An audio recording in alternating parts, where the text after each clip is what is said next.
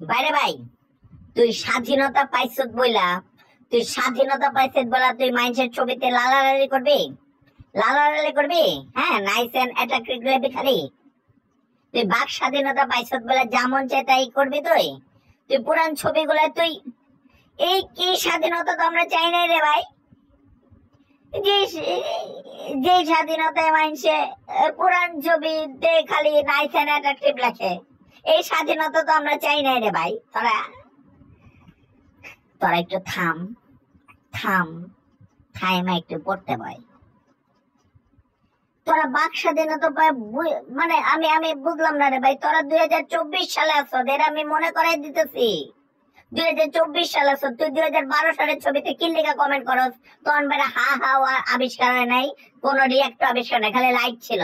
তুই ওই ছবিতে যে তুই হা হা দেখ কি লেখা রে ভাই, তখন তো হা হা আবিষ্কার হয় নাই।